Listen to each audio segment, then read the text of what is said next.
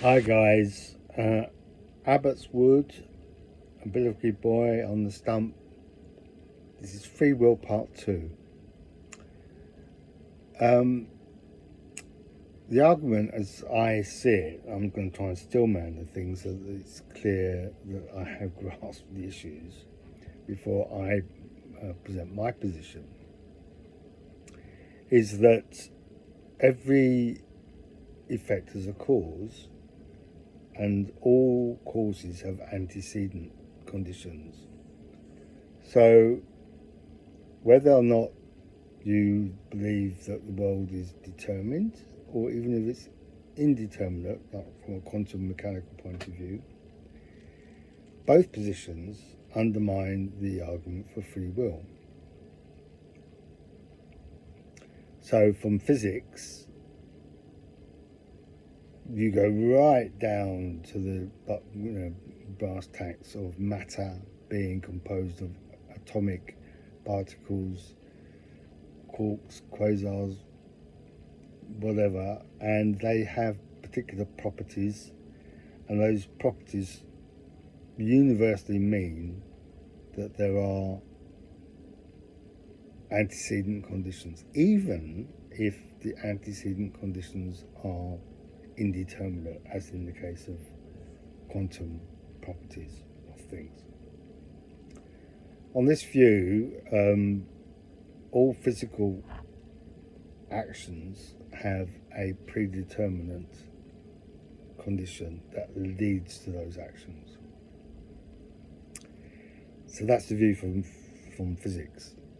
The view from biology, as explained by Sapolsky, is that our biological natures are also determined right from the moment we appear in our mother's womb, through the process of hormonal, chemical, then sustenance, then all the factors of our genetic composition, our genotype, our phenotype.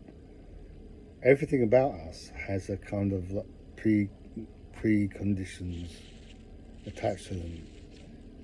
Even to the extent that when we emerge into the world, we are then buffeted between nature and nurture, but everything is there as a effect of preset causes.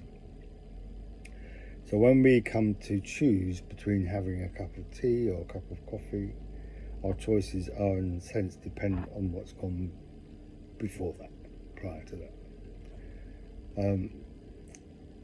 It's a very compelling kind of argument, but I think it misses a number of key points, at least two. The first is, as biological beings, we are constantly having to react to circumstances in the world, and those circumstances themselves are not predictable. Stuff happens. It rains, you decide to put on a raincoat or a hat or an umbrella. Those decisions are contingent on the circumstances you find yourself in. But the reaction is, I don't believe, predetermined. It might have a determinate quality, but it's not predetermined whether you choose. You might choose to go out in the rain because you enjoy the freshness of it. I don't know.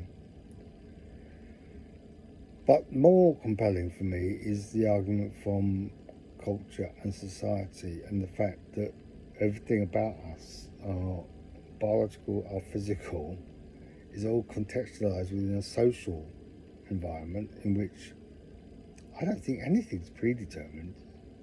I mean, there's nothing in my reading of history that tells me that the rise of fascism in Germany was ordained or predetermined or inevitable, that Hitler and the Nazis'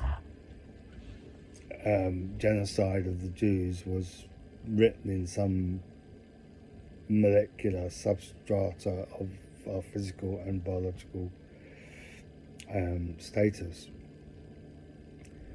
But more that everything that we've kind of created and invented had no preconditions. There were no bridges before there were bridges. There were no wheels before there were wheels. There were no